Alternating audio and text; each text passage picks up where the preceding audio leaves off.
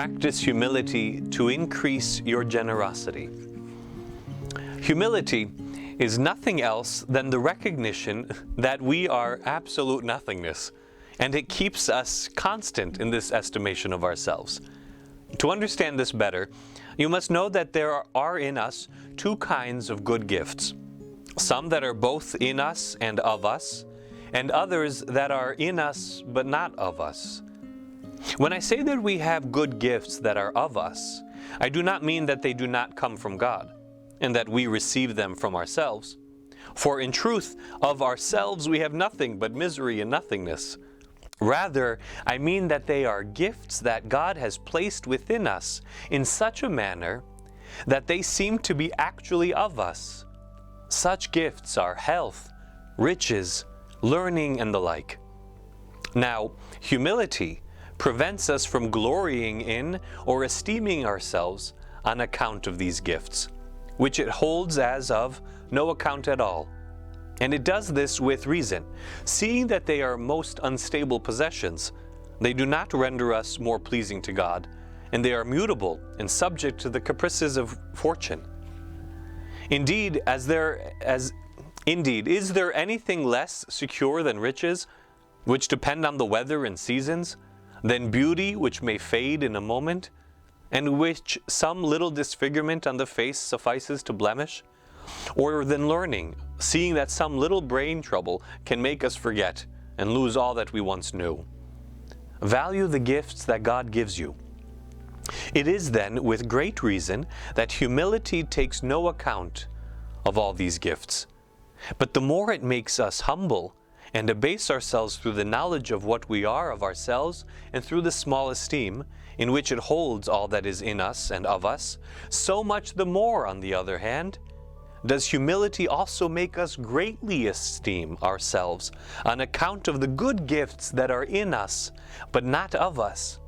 Faith, hope, the love of God, little though it be in us, and a certain capacity that God has given us of being united to Him by grace. And this esteem, in which humility holds all these good gifts, namely faith, hope, and charity, is the foundation of generosity of spirit.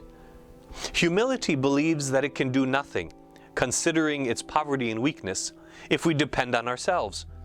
On the contrary, generosity makes us say with St. Paul, I can do all things in Him who strengthens me. Humility makes us mistrust ourselves. Generosity makes us trust in God. You see then that humility and generosity are so closely united to one another that they never are and never can be separated. There are persons who deceive themselves by a false and foolish humility, which prevents them from looking at the real good that God has implanted in them. In this they are quite wrong, for the gifts that God has bestowed on us ought to be recognized, esteemed, and highly honored, and not placed in the same rank or held in the same low estimation as those that belong to the gifts that are in us and of us. Not only have true Christians always recognized that these two kinds of gifts must be regarded in different aspects, the one kind as given for our humiliation, the other to glorify the divine goodness that bestowed them. The philosophers too have done the same. Their maxim, know thyself, must be understood as referring not only to the knowledge of our vileness and misery, but also to that of the excellence and dignity of our souls, which are capable of being united to divinity by His divine goodness, because He has implanted in us a certain instinct that makes us always tend toward and aim at that union in which all our happiness consists. Carry out all your tasks with humility and confidence in God. The humility that does not produce generosity is undoubtedly false. For true humility, after it has said, I can do nothing, I am absolute nothingness, suddenly gives place to generosity of spirit, which says, there is nothing and there can be nothing that I am unable to do, so long as I put all my confidence in God. who can do all things. And so, buoyed up by this confidence, it courageously undertakes to do all that is commanded. But notice that I say all that is commanded or counseled, however difficult it may be. I can assure you that humility would not consider it impossible to work miracles if commanded to do so. For if the humble person sets himself to the execution of the command in simplicity of heart, God will work a miracle rather than fail in giving him the power to accomplish what he attempts, because he undertakes it not relying on his own strength, but on the gifts that God has bestowed on him. And so the humble person reasons thus with himself: if God calls me to a state of perfection so high that in this life there is none higher, what can prevent my attaining to it, since I am well assured that he who has begun the work of my perfection will finish it? But take note that all this is done without any presumption. For such confidence as I have described does not make us less on our guard for fear or failing. On the contrary, it renders us all the more watchful over ourselves, more vigilant and careful to do whatever may serve for our advancement in perfection. Humility does not consist only in mistrust of ourselves, but also in confidence in God. Indeed, mistrust of ourselves and of our own strength produces confidence in God. And of this confidence is born that generosity of spirit of which we are speaking. The Blessed Virgin, Our Lady, gives us a striking example of this in the words, "Behold the handmaid of the Lord, be it done to me according to thy word." For in calling herself the handmaid of the Lord, she makes the greatest act of humility possible. In opposition to the praises bestowed on her by the angel when he tells her that she shall be the mother of God, and that the child who shall be born of her shall be called the Son of the Most High, the greatest dignity one could ever imagine, she brings forward her own lowliness and unworthiness. Behold the handmaid of the Lord. Yet observe that as soon as she has paid this debt to humility, she instantly makes an act of perfect generosity. Be it done unto me according to thy word. It is true, she would say, that I am not in any respect capable of this grace, considering what I am in and of myself. But since what is good in me is of God, and since what you tell me is his most holy will, I believe that it can and will be done. And therefore, without hesitation, she says, "Be it done unto me according to thy word." Let your contrition be sincere and generous. It is likewise for lack of this generosity that so very few acts of true contrition are made. This is because after having humbled and abased ourselves before the Divine Majesty, in consideration of our grievous infidelities, we do not go on to make this act of confidence, reviving our courage by the assurance that the divine goodness will give us grace to be henceforth faithful to him, and to conform more perfectly to his love. After this act of confidence, we ought instantly to make an act of generosity, saying, "Since I am fully assured that the grace of God will never fail me, I will also believe that he will not permit me to fail in conforming to that grace."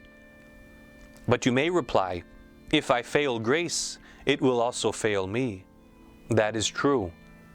Who then shall assure me that I, who have so often failed to conform to grace in the past, shall not fail in the future? I answer that generosity makes the soul say boldly and without fear, "No, I will never again be unfaithful to God." And because the soul feels that this resolution is firmly fixed in the heart, it fearlessly sets itself to do all that it knows can render itself pleasing to God, without any exception whatsoever. And undertaking all, the soul believes that it can do all,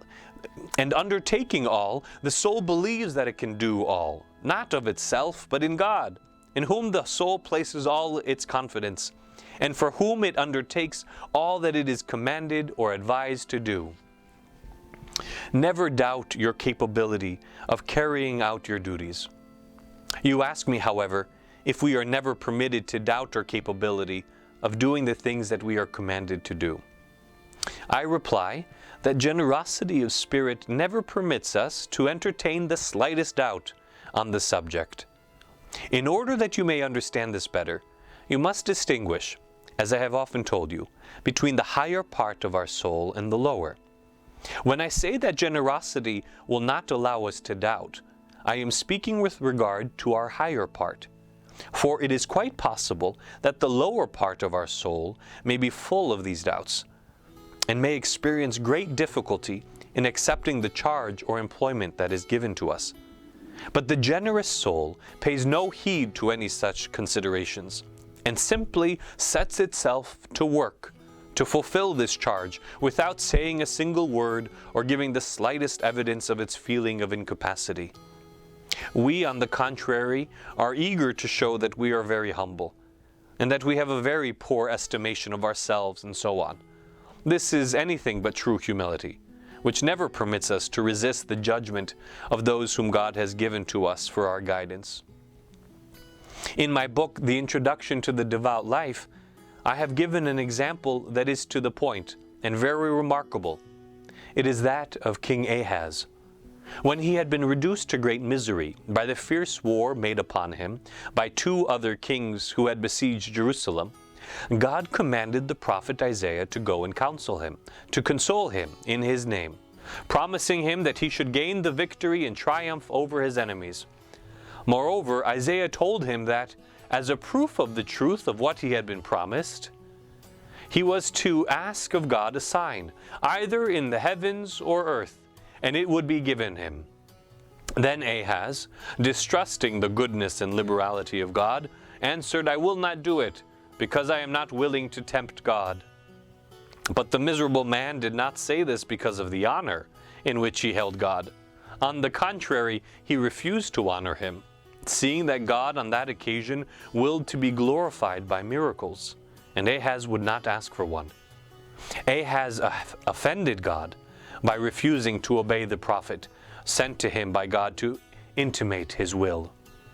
We must then never doubt for a moment our power of doing what we are commanded to do. You can now understand sufficiently what this spirit of strength and generosity is. It banishes by its presence all the little follies and softnesses that only serve to hinder us on our way and prevent us from making progress in perfection.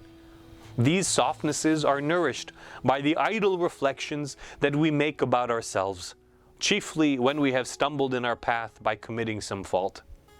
I say stumbled, for here, by the grace of God, we do not fall outright. That has not yet occurred among us. But we stumble, and then, instead of quietly humbling ourselves and rising up again courageously, I have said, we begin to dwell too much upon the thought of our wretchedness and to lament over ourselves. Alas, we cry, how miserable I am fit for nothing. From that we pass on to discouragement, which makes us exclaim, "Oh no, you must not hope for anything from me again. I shall never do any good. You are wasting time in speaking to me." And we sink to a state where we would almost rather be left to ourselves, as if it were fully recognized that nothing could be done with us. Ah, how different is all this from the behavior of the generous soul, who, as we have said, holds in high estimation the good gifts with which God has endowed it. Such a soul is never dismayed, either by the difficulties of the road that it has to traverse, or by the greatness of the work it is called upon to perform, or by the length of time that it must give to it, or finally, by the delay in the progress of the work undertaken. So, dear friends, have a generous soul. Be one who is confident in God's greatness at work through you, and recognize those good gifts that the Lord has given you. That's true humility. Recognizing that the gifts that God has given us are not born of ourselves, but rather are born of God. yes, come to us and are within us, but are good gifts of God Himself. That which we can do is wonderful, but with the power of God at work in us, how much more is there still to be done? And you have the power for it. So God bless you, and I look forward to reading some more of St. Francis de Sales with you. God bless.